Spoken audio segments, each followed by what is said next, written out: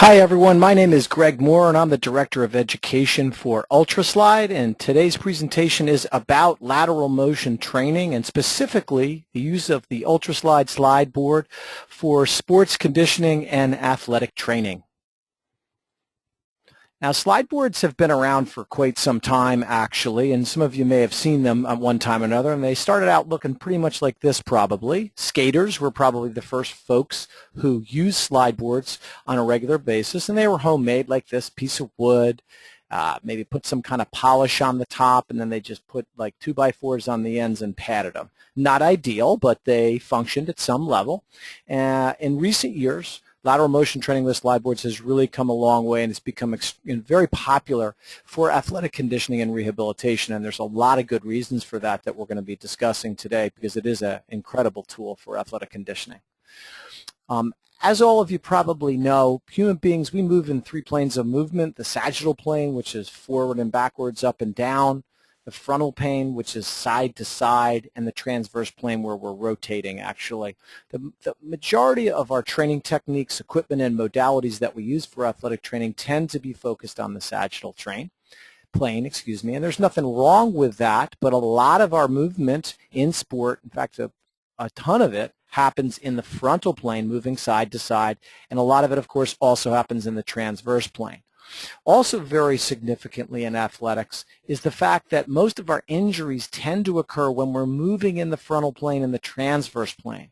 So training in these planes is key to preventing injury. Very, very, very important. And what's really important is to develop high levels of proprioceptive abilities while moving in these planes, meaning knowing where my body is in space in relation to my environment and where one body part is in relation to another. And a slide board is probably the best tool possible for developing this type of movement awareness. It's also a superior method for training the body in a whole body closed chain functional manner with movement in all three planes. One of the things that slide boards do is they greatly amplify proprioceptive feedback. And the reason for that is slide boards are very low friction if they're made well, and they're very slippery. So when a person steps on a slide board, the first thing they notice is, wow, I really feel off balance and unstable. And the reason they feel off balance and unstable is, in fact, because they are. Their center of gravity is usually not over their base of support properly. Their center of gravity may be too high, and their base of support may not be wide enough.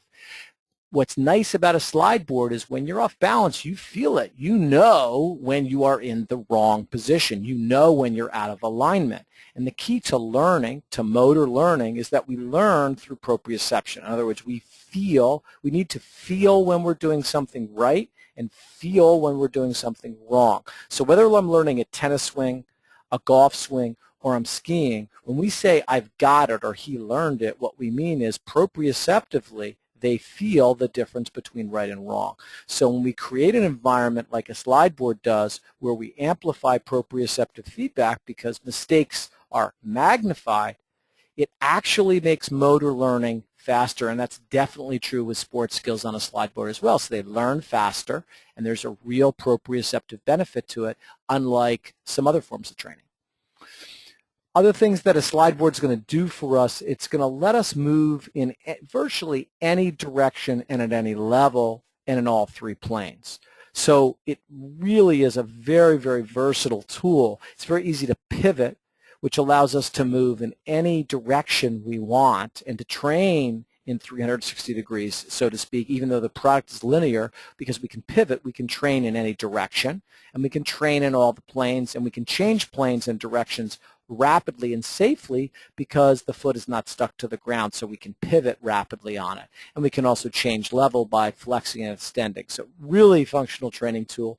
Allows us to train people really well for activities of daily living, and even better for sports performance, because we can really duplicate and magnify movement challenges that are associated with movement in sport by using a slide board.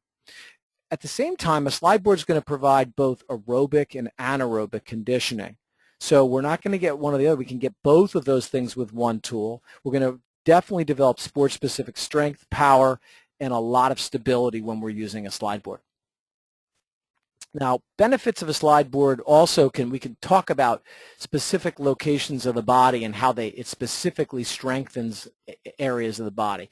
Starting with the foot, and we all know how important the foot is. The foot is where we maintain our relationship with the ground. So everything starts with the foot and its relationship to the ground. The foot is really strengthened through slide board training tremendously because it's a slippery surface. You use your feet a lot, and you use both the plantar muscles, the muscles on the bottom of the foot, and the dorsal muscles, so it makes all of that musculature much, much stronger. If we move up the kinetic chain a little bit, the muscles and the ligaments around the ankle are going to get loaded and strengthened so that they're going to be more resistant to injury. The knee has to be stabilized during slide board training, and it's going to be stabilized by both dynamic and static stabilizers. And we're also going to challenge the knee in a static sense during the glide phase and in a dynamic sense when we're landing and pushing off, which we'll talk about more in a moment. Our core stabilizers are going to be activated in all planes of motion to help maintain balance, and they're very active. Again, because it's low friction, a slippery environment, you've got to maintain your core activation to maintain your balance while you're on it. And it's one of the first things people notice on it. So core is going to be very active and conditioned through all the exercises on the slide board, not just specific core exercises. Hips have a hugely important joint, and we're going to do all the movement capability. We're going to use all the movement capability of the hip on a slide board.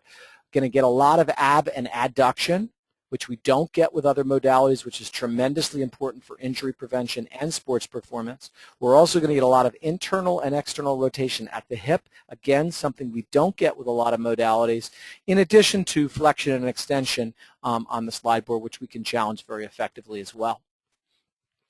Now, slide boards, as I mentioned, can be used for anaerobic. They also can be used for aerobic or cardiovascular conditioning. And there's quite a bit of research that has been done to really establish this as a matter of fact. And we can use a slide board to condition all types of athletes cardiovascularly while we're also getting some of those other benefits that I just talked about. So unlike something like, say, a stationary bike, which is an effective training tool, we're going to get those cardiovascular benefits training on a slide board, but we're also going to improve movement quality, proprioception, strength, power, and stability. So a very versatile tool. Don't forget that it is an outstanding cardiovascular tool. We have some specific references at the end of the presentation that you can see where we got this information from. Muscular contractions in slide board training. Sliding involves all three types of muscular contractions. Eccentric. One of the biggies on a slide board is that, and as this slide depicts with an arm, an eccentric contraction occurs when the muscles are lengthening under load, and functionally what we do with that in human movement is we absorb forces and we decelerate. Very, very important, because when we don't absorb forces and we don't decelerate properly, the next thing that happens is we get injured. So one of the keys to injury prevention is effective eccentric training. Very important, and we'll talk more about that later. There's also concentric contractions, where the muscles are shortening under load to produce force externally. That's going to happen over and over again in the slide board as well. We also have a lot of isometric work, particularly during the glide phase, where muscles are contracting without movement, and what are they doing? They're stabilizing the body. So the muscles are going through all three types of contractions in a cyclical fashion, and we'll look at exactly what I'm talking about here in terms of sliding in just a moment.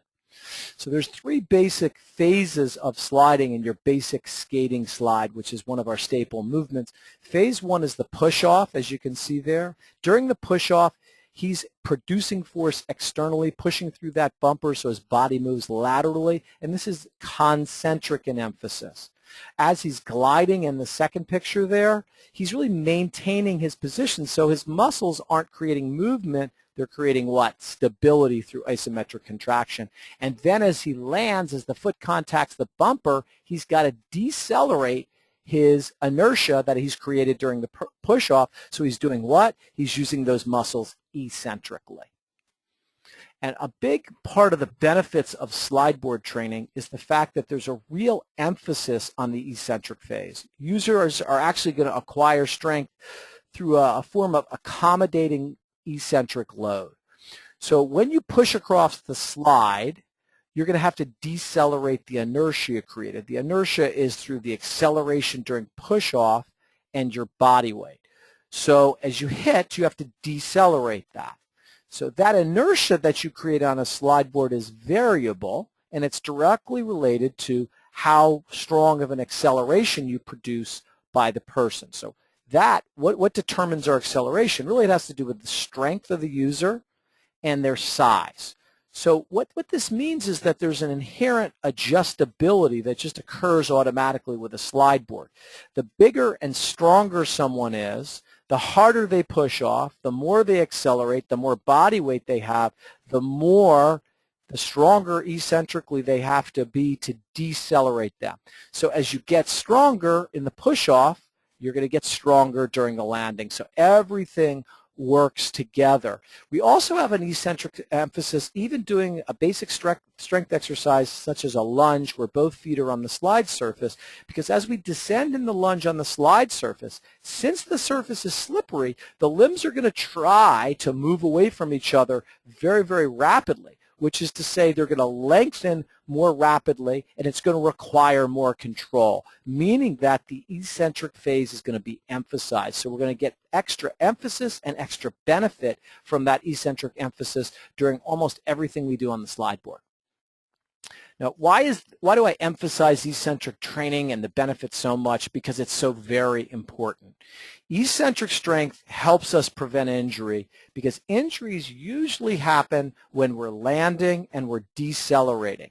And when that's happening in sport, we're having to use our muscles eccentrically to absorb the force and decelerate. If we don't have adequate eccentric strength and endurance, what happens is we get hurt. It's really that simple. So it's very, very, very critical for the prevention of injury in athletics to have eccentric strength and endurance, and a slide board is a fantastic tool to develop that. Eccentric strength is also integral and necessary to generate power. When we say that someone's got power, we're doing a power or explosive movement, we use the stretch shortening cycle. And what happens in the stretch shortening cycle when we use it is we rapidly load eccentrically, and then by doing so and reversing direction quickly, we get a stronger or a magnified concentric contraction. And that's one of the keys to power generation. So when you're on a slide board, to some extent, and we'll talk about this in a future slide, we're getting a plyometric effect all the time that we're sliding back and forth.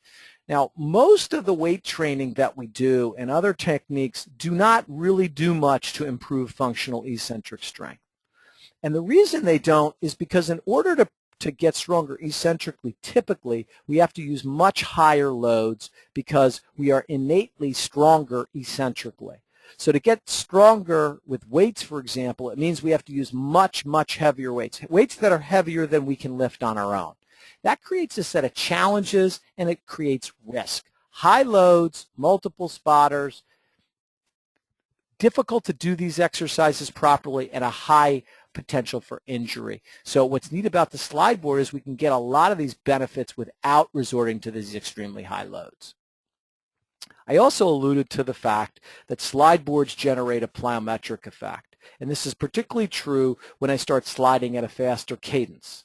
And the reason for this is as I land when I'm sliding, and if I'm sliding rapidly, I'm pushing off quickly. As I land, the foot contacts the bumper, and I have to absorb the force of my landing. So I'm using that stretch shortening cycle because as soon as I land, the next thing I do is push off, and that's what we do. So we have a rapid eccentric load on landing followed by that concentric push off. That's what plyometric exercise is really all about.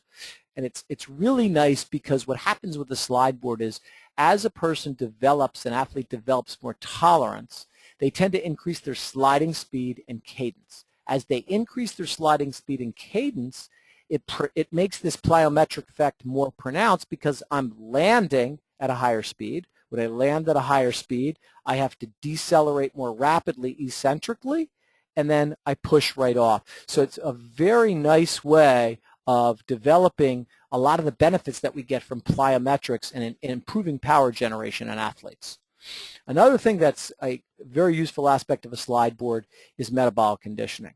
Now, slide exercise is ideal for metabolic conditioning, which is where we're doing three things with metabolic conditioning. We're combining cardio, strength, and power exercises together to create an interval-based effect and condition all the different metabolic energy systems in the body. Slideboard exercise makes this very, very easy because it's very easy to transition between more aerobic training to more strength training up to power level training without having to go anywhere else. We can do all of this in one place on a slide board very easily.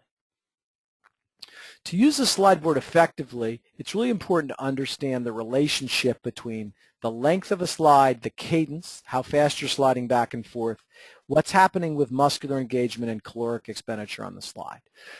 So the first thing to understand is that the length of a slide and the slide cadence are inversely related. What do I mean? The longer a slide board, and longer is a relative term, so it's longer relative to a person's size and fitness level, the slower the maximum slide cadence is going to be. So if I have a longer slide, I'm not going to be able to slide as many times per minute back and forth, and that's what this is referring to. The other thing to understand is that most of the muscular engagement, whereas the muscles work the most, is actually happening when we land and push off the bumpers, not during the glide phase. Because during the glide phase, once you've got the skill of sliding down, what happens is you're just isometrically maintaining position. You're not used, which doesn't require as much energy output as it does to land and push off the bumper. If we take a longer slide, obviously it's going to require a stronger push-off, and you're going to spend more time gliding. So there tends to be less energy required because when I hit the other bumper, I'm not moving as fast, so I don't get a strong eccentric contraction. So when we're on a longer slide, bottom line, I'm going to have to push off stronger, so I'm going to have a stronger push-off. So I'm going to place more emphasis on muscular strength and anaerobic processes when I use a longer slide. Now, when I'm on a shorter slide with a higher slide cadence, I can actually make that more challenging in terms of cardiovascular overload. And, of course, I'll burn more calories during this type of workout because I can cover a greater sliding distance per unit of time.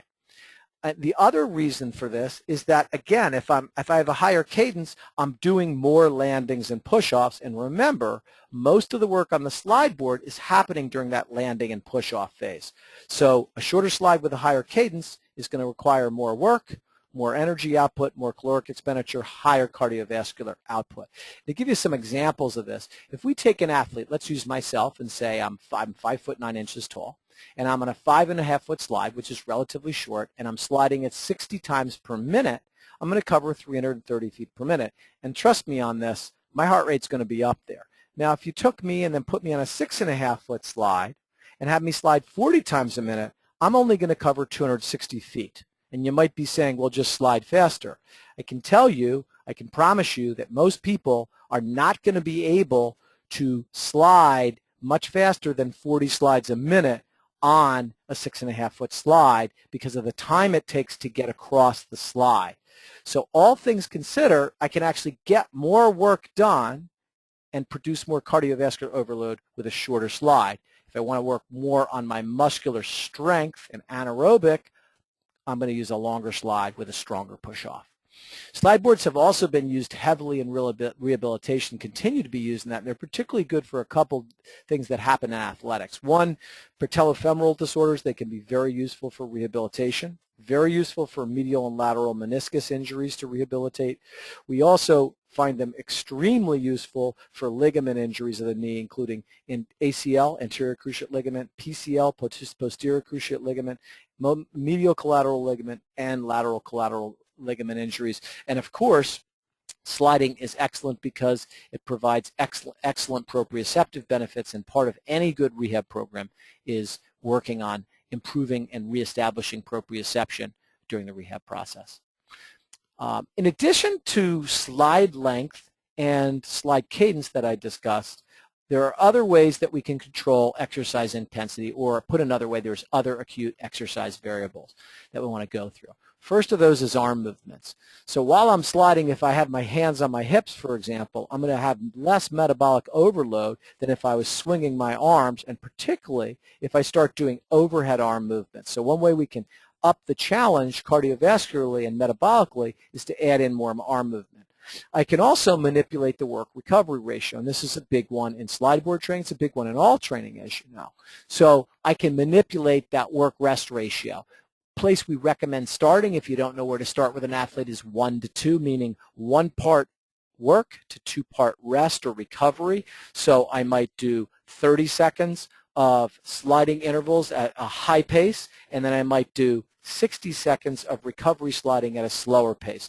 As the person gets more fit, or depending on what I'm focusing on, if I'm focusing on endurance or power or what I'm focusing on, I'm going to manipulate that work-rest ratio accordingly, as I do in all other forms of athletic training. Load.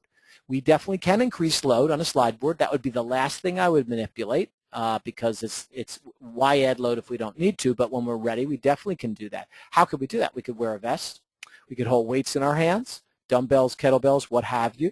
Or we can use band resistance, either attach it to the individual and have them pull against a band attached to something externally, or attach the band system from the hip down to the feet, for example. So there's a number of ways I can use bands to add load, and obviously adding load is going to create more of a challenge as well. And the last way that we can control slide intensity is slide position. The tendency is the deeper the slide position, meaning the more knee, ankle, and hip flexion we have, the more difficult sliding becomes. So more difficult slide variations, such as the downhill ski movement where we do a down, up, down movement, is going to be very challenging precisely because we're constantly changing level and the muscles are having to adapt and perform those level changes while we're sliding back and forth. And this last slide is just a list of the references I promised you relative to cardiovascular conditioning on a slide board, because a lot of people think of a slide as just being an anaerobic tool, and that's just not the case. It's an excellent tool for cardiovascular conditioning as well, and as you can see, there's been a tremendous amount of study to verify that that is indeed the case. Thank you for joining me today. If you have questions or concerns or any comments, love to hear from you. Contact us at ultraslide.com. This is Greg Moore, Director of Education for Ultraslide, signing out. Thanks for joining me.